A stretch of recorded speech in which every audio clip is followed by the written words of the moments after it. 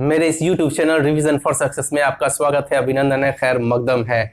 अब मैं प्रतियोगिता दर्पण मार्च 2022 का सार लेकर आया हूं, जिसमें आर्थिक वाणिज्यिक परिदृश्य पार्ट 2 है। पार्ट 1 मैंने डाल दिया है, उसमें जो नहीं देखे हुए हैं आप उसमें देख लीजिएगा, क्योंकि ये आर्थिक वाला जो पार्ट है ये बहुत ही इंपॉर्टेंट होता है और इसमें प्रॉब्लम भी होती है कि क्या छोड़ना है और क्या पढ़ना है। इसमें डाटाज वगैरह होता है, बहुत कंफ्यूजन क्रिएट होता है। तो मैंने जितना दिया है उसको बहुत अच्छे तरीके से आप उसको अगर पढ़ लेते हैं, दिमाग में बैठा लेते हैं और प्रतियोगिता दर्पण साथ में पढ़ लेते हैं तो आपको बहुत आसानी हो जाएगी। और लेकिन मेरा ये वीडियो अंतिम तक सुनिएगा, इसलिए सुनिएगा कि आप नहीं तो बहुत अच्छे इंफॉर्मेशन से आप वंचित रह जाएंगे, इसीलिए पूरा का पूरा अंतिम तक सुनिएगा। और साथ ही साथ हमारी इस वीडियो को लाइक भी कीजिएगा, शेयर भी कीजिएगा, कमेंट भी कीजिएगा और सब्सक्राइब भी कीजिएगा।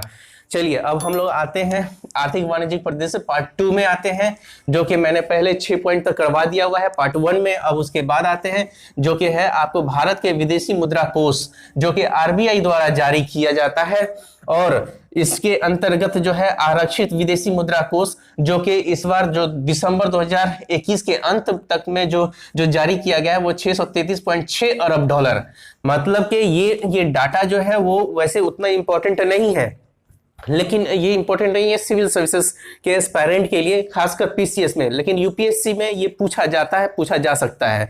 ठीक है। और इसको और इस विदेशी मुद्रा कोष के अंतर्गत जो है जो रुपए होते हैं वो कई रूपों में है। तो वो जो 633.6 अरब डॉलर जो है वो कई रूपों में है। जैसे विदेशी मुद्रा परिसंपत्तियां जो कि 569.88, जिसका कोई मतलब नहीं है, बस इतना याद रखिए कि विदेशी मुद्रा परिसंपत्तियां सबसे ज्यादा इसी का हिस्सा है हमारे विदेशी मुद्रा कोष में।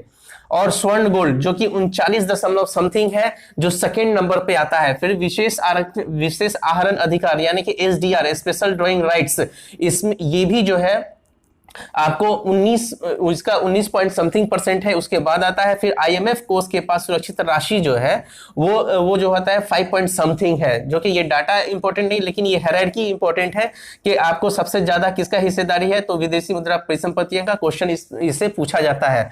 बस आप इसमें इतना समझ लीजिए, बहुत डिटेल्स में नहीं जाऊंगा, कि विदेशी मुद्रा कोष में जो है कई रूपों में पैसा रहता है, जिसके माध्यम से हम लोग कोई भी, जैसे ये दर्शाता है कि हाँ कि हमारा जैसे हम लेन देन भी अगर करना चाहते हैं सिंपल वे में, तो हम लोग इसके माध्यम से लेन देन करते हैं।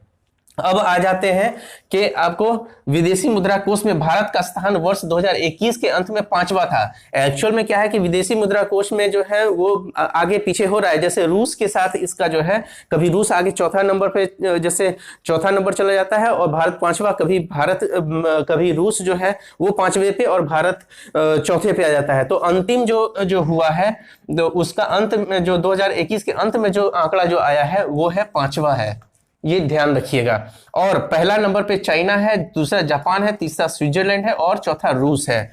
तो इस पर भी क्वेश्चंस बहुत अच्छे तरीके से ध्यान में रखिएगा। ये बनता है, ये चारों का इसमें आया हुआ क्वेश्चन है, चाहे यूपीएससी हो या बीपीएससी हो या किसी भी पीसीएस में हो, इसका क्वेश्चंस आया हुआ है, या अदर एग्जाम्स में भी आया हुआ है। ये बहुत मोस्ट इंपॉर्टेंट है कि इसके दे देता है क्वेश्चन के भारत के विदेशी मुद्रा कोष में, ठीक है, विदेशी मुद्रा कोष में कोष में मुद्रा का कौन कौन सा रूप रहता है। तो वो विदेशी मुद्रा परिसंपत्तियां, स्वर्ण गोल्ड और विदेशी आहरण अधिकार, और आईएमएफ कोष के पास सुरक्षित राशि जो रहता है वो आएगा। अब विदेशी मुद्रा ये हो गया। अब आते हैं दूसरा पॉइंट कि विश्व का सबसे बड़ा स्वतंत्र व्यापार समझौता आरसीईपी का मतलब हुआ कि regional comprehensive economic regional comprehensive economic partnership, यानी कि ये ऐसा एक समझौता है जो कि 1 जनवरी 2021 से प्रभावी हुआ है। और ये ये कह सकते हैं क्या, ये है कि विश्व का सबसे बड़ा स्वतंत्र व्यापार समझौता है। और ये समझौता के तहत जो है आपको जितने भी देश हैं, 15 देश हैं, जो 15 देश आपस में इसमें व्यापार करेंगे और व्यापार करेंगे, अपना माल उसके यहाँ और उसका माल अपने यहाँ, मतलब स्वतंत्र रूप में कर सकते हैं। इस कंडीशन में क्या हुआ कि भारत जो है वो इससे 2019 में बाहर हो गया, क्योंकि देखा कि भारत जो है चाइना का जो सस्ता माल जो बनता है वो भारत में फिर बहुत आना स्टार्ट हो जाएगा, चाहे वो जापान का माल हो और या जो दक्षिण पूर्व का जो देश है, जैसे इंडोनेशिया है, सिंगापुर है, मलेशिया है, या लाओस है, वियतनाम है। तो इन सब जगह जो कि 15 देश में वो सब आते हैं, यानी कि आसियान के 10 देश प्लस 5 अन्य। जैसे 5 अन्य में कौन है, तो अमेरिका है, जापान है और चीन है, न्यूजीलैंड है और दक्षिण कोरिया है। तो इस पर भी क्वेश्चंस बनते हैं। फिर उसके बाद हस्ताक्षर जो है, ये आरसीईपी जो है, ये समझौता जो हुआ है, इसका हस्ताक्षर 15 नवंबर 2020 को हुआ है। एकदम ध्यान रखिएगा, इस पे भी क्वेश्चन बन सकता है और खासकर यूपीएससी में, ठीक है। और उसके बाद विश्व के प्रमुख स्वतंत्र व्यापार क्षेत्र यानी कि जीडीपी की दृष्टि से, मतलब जितना विश्व का जो स्वतंत्र व्यापार जो इसका एक संगठन जो बना हुआ है, जो समझौता वगैरह हुआ है, ये कई देश जो है आपस में मिलकर बहुत सारा किए हैं, जिनमें से जैसे है कि यूएसएमसीए है या मर्कोसूर है या African continental free trade area है। तो ये लोग सब कोई आपस में मिलकर के, कुछ देश मिलकर के समझौता करके व्यापार के, स्वतंत्र व्यापार का एक तरीका अपनाए हुए हैं। तो ये जो इसमें जो है, ये सबसे ज्यादा भाग किसका जीडीपी में ये दिखता है, किस समझौता के अंतर्गत सबसे ज्यादा भाग है, तो आरसीपी जो है, जो अभी जो आपको हुआ है 1 जनवरी 2021 से प्रभावी हुआ है, वो जो है आपको 30%, 30.5% जो है इसका सबसे ज्यादा जीडीपी है, सबका मिला के, सारे देशों को मिला के वो 30.5% है। और United states Mexico Canada agreement, इसके तहत जो है 28.0% है। इसी का नाम जो है यूएसएमसीए हो गया है, जो कि पहले जो था नाफ्टा नाम था, नाफ्टा का चेंज होकर के हो गया है यूएसएमसीए, यानी कि वही United states Mexico Canada agreement. अब इसमें जो है ये नाफ्टा का जो स्थान लिया है वो 1 जुलाई 2020 से लिया गया है। उसके बाद से ये जो है नाफ्टा हट गया और यूएसएमसीए हो गया। उसी प्रकार से हम देखते हैं यूरोपीय संघ 17.9% जो है इसकी जीडीपी में भागीदारी है पूरे विश्व के अंतर्गत यूरोपीय संघ का। तो हम यहाँ पर एक और चीज आगे बढ़ने से पहले हम ये बात कहना चाहेंगे कि यहाँ पर जितना भी है ये फॉर मेंस के लिए ये एक शॉर्ट नोट्स की तरह तैयार करके रख सकते हैं, चाहे वो आरसीईपी का हो, क्योंकि क्वेश्चन से ये पूछा जा सकता है और पूछा गया भी होगा दूसरे पीसीएस या किसी भी एग्जाम्स में। तो इस पर ध्यान रखिएगा। और दूसरी बात ये है कि इस जैसे विश्व की, जैसे ये जो है, जैसे यूएसएमसीए है, इस पर भी एक शॉर्ट नोट्स बना लीजिएगा, यूरोपीय संघ पे भी बना लीजिएगा, संघ या कोई भी संगठन का। मैंने अपने पिछले वीडियो में कहा भी हुआ है ये करंट में कि अगर मेंस के पॉइंट ऑफ व्यू से कोई भी, जैसे बिहार जो बीपीएससी जो है वो क्या कर रही है कि हर बार आपको करंट में आपको कोई ना कोई संस्था या संगठन से जो है एक क्वेश्चन बना करके दे देती है। इसीलिए आप शॉर्ट नोट्स जो है पहले ही से तैयार करके रखिए, चाहे यूरोपीय संघ हो या आपको African continental free trade area हो, हर पे एक शॉर्ट नोट्स तैयार रहना चाहिए। और फिर उसके बाद लॉन्ग तो वो प्रतियोगिता दर्पण के आलेख में आता है, उसको पढ़िएगा, फिर वो बहुत अच्छे तरीके से आपको समझ में आए, लेकिन नोट्स बनाते चलिएगा, ये बहुत इंपॉर्टेंट है। अब आते हैं जैसे African continental free trade area 2.9% इसका जीडीपी में हिस्सेदारी है। तो इसमें कौन कौन सा देश आता है, तो ये जो है अफ्रीकन कॉन्टिनेंटल में 54 देश आते हैं, ठीक है। और ये 1 जनवरी 2021 से प्रभावी हुआ था, ये इंपॉर्टेंट है। और जनसंख्या की दृष्टि से विश्व में सबसे बड़ा स्वतंत्र व्यापार क्षेत्र वाला जो संगठन है वो यही है, African continental free trade area. ये हो गया आपको जनसंख्या के आधार पे। और आरसीईपी हो गया कि जीडीपी में जो सबसे ज्यादा भागीदारी है इन देशों का, तो 30.5%। तो ये भी ध्यान में रखिएगा। अगला जाते हैं मर्कोसूर। मर्कोसूर में क्या है, अर्जेंटीना, ब्राजील, पराग्वे और उरुग्वे का स्वतंत्र व्यापार क्षेत्र जो कि 2.4% है। अब ये जो मर्कोसूर, ये जो है आपको ये सब जो देश जो दिख रहा है वो कहाँ है, तो दक्षिणी अमेरिकी महाद्वीप का ये सारा का सारा देश है और ये ये स्वतंत्र व्यापार क्षेत्र का एक संगठन है। अब आ जाते हैं अगला पॉइंट, संयुक्त राष्ट्र संघ। अब संयुक्त राष्ट्र संघ जब आप प्रतियोगिता दर्पण में पढ़ेंगे या पढ़े होंगे तो उसमें बहुत सारा चीज दिया हुआ है जो कि रिलेवेंट है, जो है इंपॉर्टेंट। मैंने उसको जैसे UNDESA और UNCTAD उसके बारे में सिर्फ जान लीजिएगा, जो कि परंपरागत आधार पर भी क्वेश्चंस आते हैं, करंट के आधार पर एब्रिविएशन उसका फुल फॉर्म भी आ सकता है, उसको ध्यान में रखिएगा। तो पहला है कि UNDESA, United nation department of economic and social affairs, इसका हेड क्वार्टर जो है न्यूयॉर्क यानी अमेरिका में है और स्थापना 1948 में हुआ है। अब अंगटाड जो है United nation conference on trade and development, ये जो है आपका हेडक्वार्टर जेनेवा स्विट्जरलैंड में है और इसकी स्थापना 1964 में हुई है। अब आ जाते हैं अंतरराष्ट्रीय मुद्रा कोष। इससे पहले जो मैं फर्स्ट पार्ट में जो आपको विश्व बैंक का बताया था उसी के साथ हमको पढ़ना था, इसको ऊपर नीचे था आपको प्रतियोगिता दर्पण में है, लेकिन वो गलती से वो पार्ट फर्स्ट में चला गया है। खैर वो आप अपना अरेंज कर लीजिएगा। यहाँ अंतरराष्ट्रीय मुद्रा कोष में जो है भारत के जीडीपी ग्रोथ के बारे में जो बताया है अंतरराष्ट्रीय मुद्रा कोष, वो 9.0% है। वैसे ये बहुत ज्यादा इंपॉर्टेंट नहीं है, लेकिन फिर भी ध्यान में रखिएगा। और इसका जो मोस्ट इंपॉर्टेंट चीज पार्ट है, ये वर्ल्ड इकोनॉमिक आउटलुक शीर्षक से रिपोर्ट जारी करता है। तो इस पे क्वेश्चन बनता है कि वर्ल्ड इकोनॉमिक आउटलुक शीर्षक से जो रिपोर्ट जारी करता है वो कौन सी संस्था है, तो अंतरराष्ट्रीय मुद्रा कोष यानी कि IMF।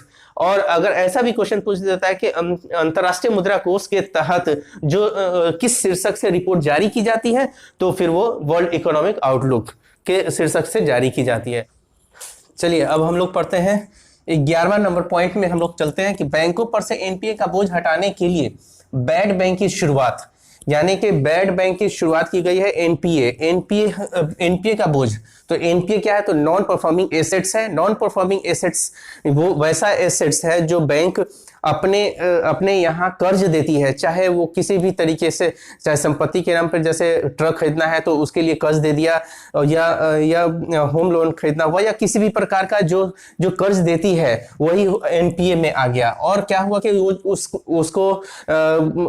उस ऋण को जो है वो कोई चुकाया नहीं और वो गायब हो गया। तो वैसे सब जो वसूली नहीं हो पाया वो एनपीए के अंतर्गत आता है, जो कि बोझ बढ़ता चला गया। तो उसी के लिए ही बैड बैंक की शुरुआत की गई है।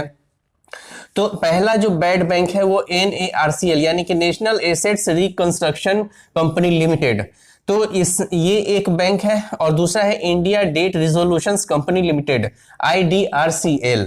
ये दो बैंक जो है जिसको एनपीए का बोझ, जो है बैंकों के ऊपर जो एनपीए का बोझ है उसको हटाने के लिए स्थापित किया गया है भारत सरकार के जरिए। अब हम लोग आते हैं कि ये जो बैंक जो है इस पे वित्तीय वर्ष 2021-22 में 15 बैंकों के 82,845 करोड़ एनपीए खातों का चयन किया गया है। मतलब कि 15 बैंकों का उनका जो बोझ है उसको हल्का करने के लिए इतना करोड़ रुपए का जो एनपीए खाता जो है उसका चयन किया गया है, ये वित्तीय वर्ष 2021-22 के जरिए। तो ये मोस्ट इंपॉर्टेंट है। बैड बैंक क्या है इस पर क्वेश्चन आ सकता है कि बैड बैंक की शुरुआत क्यों की है उस पर आ सकता है, और बैड बैंक क्या है या बैड बैंक कौन कौन सा है, तो वो आपको NARCL और एक हो गया IDRCL हो गया। अब अगला आते हैं कि NARCL यानी कि जो आपको national assets reconstruction company limited है, इसमें जो है 51% हिस्सेदारी सार्वजनिक बैंकों की होगी। सार्वजनिक बैंकों की हिस्सेदारी सार्वजनिक बैंक के लिए है NARCL, और IDRCL की इक्विटी में 51% की हिस्सेदारी निजी क्षेत्र के बैंकों की होगी। तो दोनों कैटेगराइज कर दिया गया है कि आसानी से एनपीए को कम किया जा सकेगा।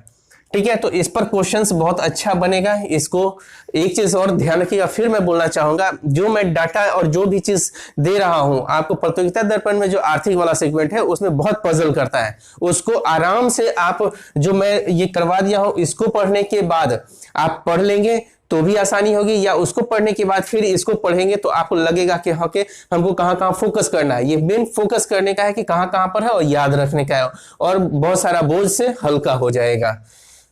तो अब हम लोग अगला पॉइंट के लिए आते हैं। एयर इंडिया का पूर्ण स्वामित्व अब पुनः टाटा समूह के पास आ गया है। ये एयर इंडिया जो है, जो एयर इंडिया को सबसे पहले JRD टाटा ने 1932 में, JRD टाटा ने क्या किया था, 1932 में JRD टाटा ने टाटा एयरलाइंस के नाम से इसको स्थापित किया था। लेकिन कुछ ऐसा सिचुएशन हुआ कि आपको भारत सरकार उस समय उसको अपने अंदर ले लिया और फिर वो खुद से चलाने लगी।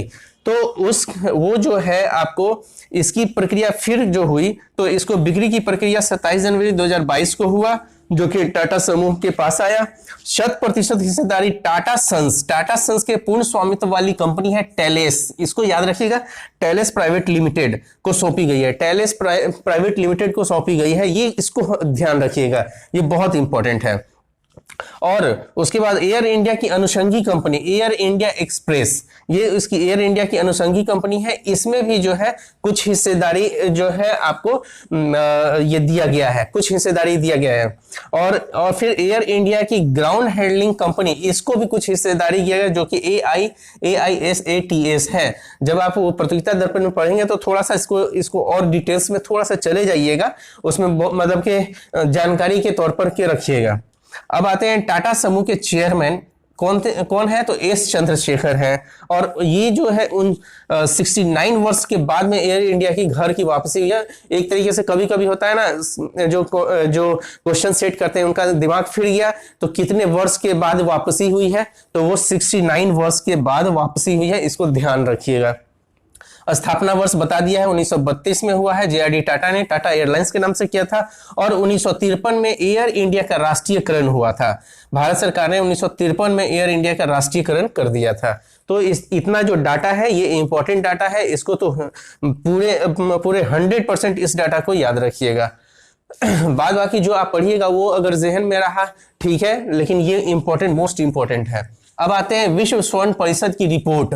विश्व स्वर्ण परिषद की रिपोर्ट में क्या कहा गया है, एक तो सबसे पहले कि ये किस शीर्षक से इसका आता है, तो ये रिपोर्ट गोल्ड डिमांड ट्रेंड्स 2021 के शीर्षक से ये रिपोर्ट जारी किया गया है। रिपोर्ट के अनुसार भारत में स्वर्ण की कुल खपत जो है 2021 में 797.3 टन रही थी। वैसे बहुत ज्यादा इंपॉर्टेंट नहीं है, लेकिन फिर भी इसको दिमाग में रखिएगा।